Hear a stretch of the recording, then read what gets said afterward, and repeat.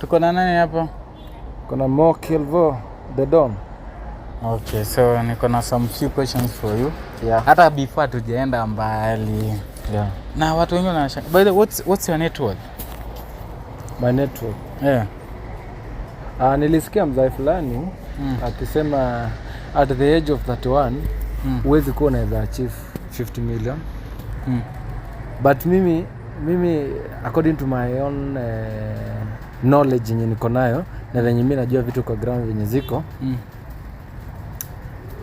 50 million ni pesa kidogo. Mimi sijafikisha 31.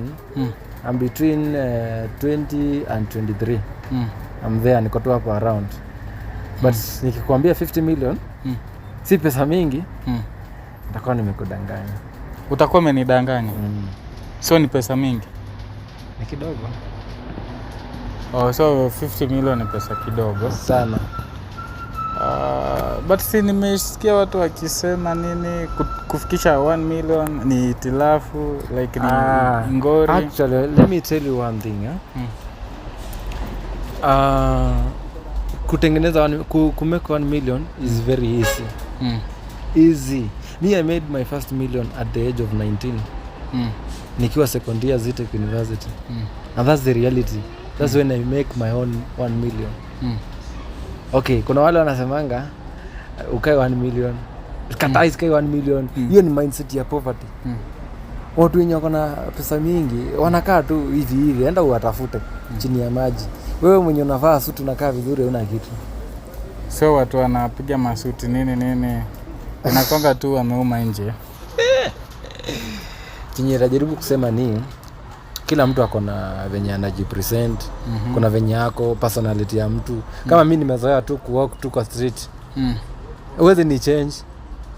But okay, mimi najua chenye nafanya. Ni kama juzi mtu ameniona tu nikitembea ati nauza machungwa na nini na ndoo. Kaanza kusema juzi si ulisema una make 50,000 daily. Nikajiuliza, are you stupid? Unajua chenye nafanya? Okay, niko na different honey's. Natembeza hiyo ndoo. Naweza uza ndoo kama 6 nikiwa peke yangu. Nipate profit ya around 10,000. Na kuna sources zingine zinaniletea 50,000 ama 40,000 ama 30,000, 20, zingine 15. Mbona nisifanye? Na I'm still young, I'm energetic. Unafanya, yeah. Unajua nini? The problem is many people huwa wanajudge vitu wakiona maybe kuna kitu unatembeza ama unatembea on foot. Ukiona mtu mwenye sasa anajudge vitu kama hizo, ni kama mtu anajaribu kukuambia ati amekosa kuanza biashara juu sasa biashara inataka kuanza ni ya pesa mingi. Huyo mtu ananga idea. Hakuna kitu anakuanga nayo, ni empty head. Shesikia ka comment kingine anasemanga na kuangalia hivi nashindwa kama uko na akili. Ndio hiyo sasa. So, mtu yote ana think 1 million is ni pesa mingi. Ana future. But see, I think 1 million is a lot of money. Maybe kama unataka kuanzisha business ama kuna kitu unataka kufanya. Unaweza anza from scratch. Unaweza anza from nothing. Actually mimi nilianza from nothing. Acha nisiseme ati So how does someone start from nothing? Unajua kuna mtu pale nje akisikiza. Kuna photographer anasikiza anasema, "Oh msee." Acha na story ya photography. Mimi sitaki story ya photography kwa hii podcast. Nasema aje mtu anaweza anza from nothing. Biashara yote. Mimi nimefanya biashara mingi zikaanguka.